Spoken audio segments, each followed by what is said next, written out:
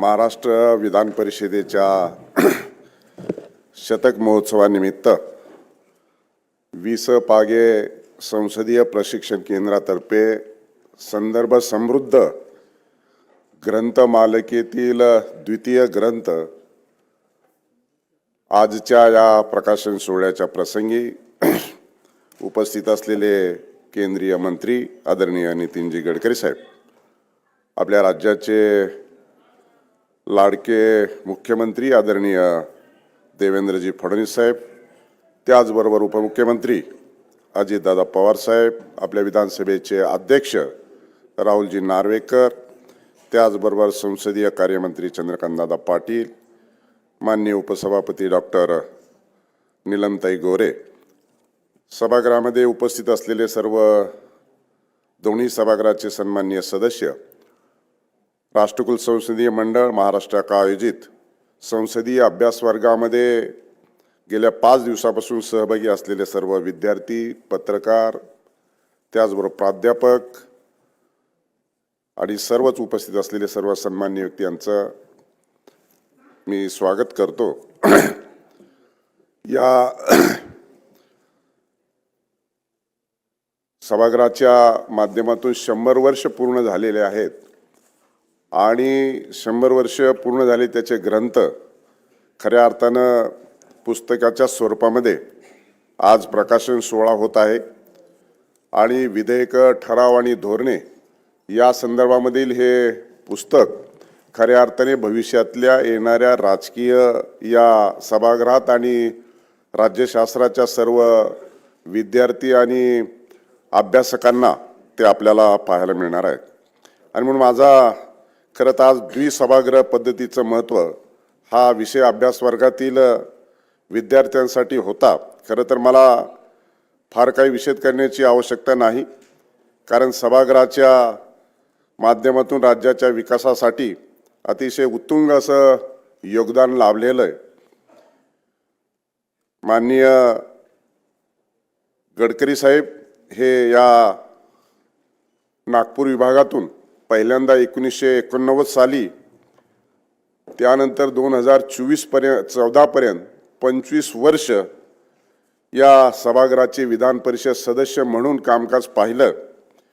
त्याचबरोबर ते विरोधी पक्षनेते, सार्वजनिक बांधकाम मंत्री, राज्याचे पक्षाचे अध्यक्ष, देशाचे पक्षाचे अध्यक्ष आणि अनेक वर्षापासून गेल्या 11 वर्षापासून देशाचे रस्ते विकास मंत्री म्हणून ज्यांनी अतिशय संपूर्ण देशभरामध्ये काम केलं, असे आज गडकरी साहेब आपल्यामध्ये उपस्थित आहेत।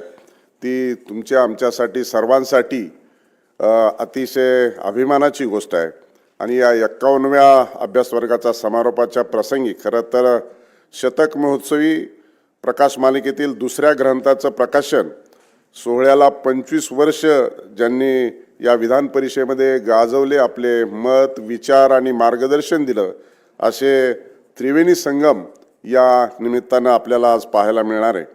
आणि म्हणूनसाठी खऱ्या अर्थानं त्यांनी जे निमंत्रण आमचं स्वीकारलं, खरं तर पहिल्या दिवशीच आपल्या या संसदीय राष्ट्रकुल मंडळाच्या कार्यक्रमाच्या प्रसंगी यावं असा आग्रह होता, परंतु त्यांना दिल्लीमध्ये देखील अधिवेशन सुरू असल्याकारणानं त्याच दिवशी त्यांचा प्रश्न असल्यामुळं ते येऊ शकणार नव्हते, परंतु रात्री ते खास विशेष करून या कार्यक्रमासाठी आमचं निमंत्रण स्वीकारलं आणि उपस्थित राहिलेत।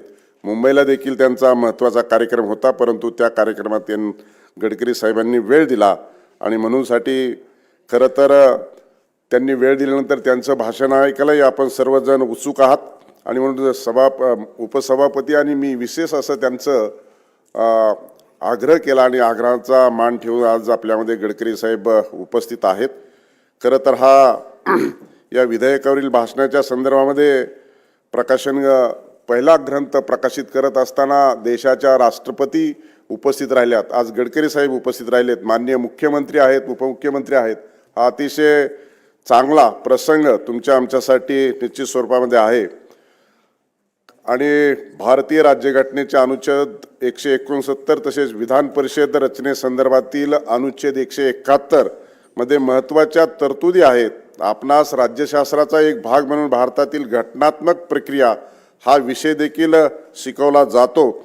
आणि या अमृत महोत्सवी वर्षाच्या निमित्तानं खऱ्या अर्थाने माननीय मुख्यमंत्री महोदयांनी देखील राज्यघटनेच्या अमृत महोत्सवी वाटचाल स्पष्ट करणाऱ्या भाषणाचं पुस्तक देखील आपण आपल्या उद्घाटन प्रसंगीच माननीय राज्यपाल आचार्य देवव्रतजी यांच्या हस्ते त्याचं प्रकाशन झालं आणि ते पुस्तक देखील आपणा सर्वांना या राज्यघटनेवरील आधारित अमृत महोत्सवांचं माननीय मुख्यमंत्री महोदयांचं भाषण देखील आपल्याला वेबसाईटवर देखील उपलब्ध होणार आहे. म्हणून अशा सर्वांगांनी जे काही विषय आपल्या सभागृहामध्ये घेतले जातात आणि त्याचा संदर्भ आपल्याला भविष्यकाळामध्ये देखील अभ्यासता यावा, त्याचा संदर्भ देऊन देखील आणखी लोकशाही प्रगतिशील आणि सदृढ करण्याच्या संदर्भामध्ये उपयोगात यावी, अशा संदर्भामध्ये आमचा सातत्यानं प्रयत्न राहिलेला आहे. वरिष्ठ सभागृहाचा आंतरराष्ट्रीय संदर्भ देत असताना जेम्स मॉडिसन यांचे मत आपण जर पाहिलं तर संमत केली जाणारी विधेयके निर्णयासंदर्भात दुसऱ्यांदा अभ्यास करून त्यावर विचार प्रवर्तक मत व्यक्त करण्यासाठी वरिष्ठ सभागृहाची आवश्यकता प्रतिपादन केली जाते. अमेरिकेचे चौथे राष्ट्राध्यक्ष आणि त्यांचे father of the constitution James Madison यांचे 1751 ते 1836 दुसऱ्या सभागृहासंदर्भातील पुढील विवेचन अत्यंत महत्त्वपूर्ण मानले जाते. ते म्हणतात, use of the Senate is to consist in its proceeding with more coolness, with more system and with more wisdom than the popular branch. थोडक्यात more coolness, more system आणि more wisdom या सभागृहासाठी अतिशय महत्त्वाचे आहे. आणि म्हणून विधान परिषदेमुळे कायदे परिपूर्ण होत असताना विधान परिषदेसाठी अनेक वेळा घडलेले प्रसंग सविस्तर चर्चा या कायद्याच्या स्वरूपामध्ये जास्तीत जास्त निर्दोष असले असे झाले आहे. आणि म्हणून अशा कितीतरी गोष्टी आहेत की ज्याने पुनर्लोकन होणे आवश्यक ठरते. एक प्रकारे जी जबाबदारी हे वरिष्ठ सभागृह अतिशय चांगल्या प्रकारे पार पाडताना आपल्याला दिसते.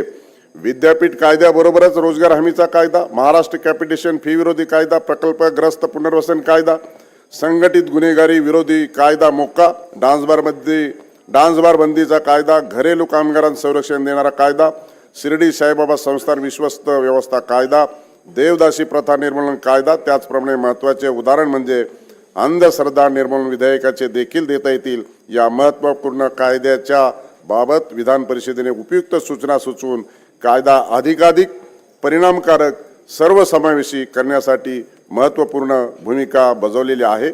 आणि म्हणून या निमित्तानं खऱ्या अर्थानं गडकरी साहेब उपस्थित आहेत. त्यांच्या संदर्भामध्ये अधिकचं काही न बोलता त्यांना आपल्या सर्वांना ऐकायचं आहे. आणि त्यामुळं आपल्या राज्यातीलच नव्हे तर देशातील अतिशय रोड चांगल्या पद्धतीनं केले. आणि पूर्वीच्या कालखंडामध्ये ज्यावेळेस राज्यात सार्वजनिक बांधकाम मंत्री असताना उड्डाणपुलाची संकल्पना आणली त्यावेळेस ते काही अंशी प्रथम सुकृतिकेचं लक्ष झालं. पण आज देखील आपल्याला मुंबईकरांना श्वास या ट्रान्सपोर्टेशनच्या आणि गर्दीच्या माध्यमातून या 55 पुलाच्या माध्यमातूनच खऱ्या अर्थानं उपयोगात येतो. आणि अशा अतिशय पुणे मुंबई द्रुतगती मार्ग देखील त्यांच्या माध्यमातून झाला. आणि म्हणून अतिशय विकासाभिमुख असलेलं व्यक्तिमत्व आज आपल्याला संवाद साधणारे माननीय राज्याचे मुख्यमंत्री देखील आपल्याशी संवाद साधणारे, उपमुख्यमंत्री देखील संवाद साधणारे.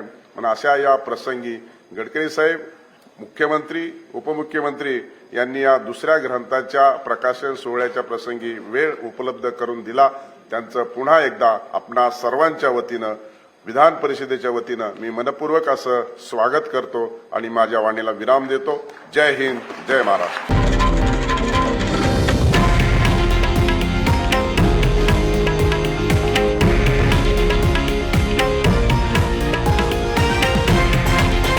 हे आहे देशातील नंबर 1 न्यूज नेटवर्क आणि आपण पाहत आहात TV9 मराठी, एकमेव.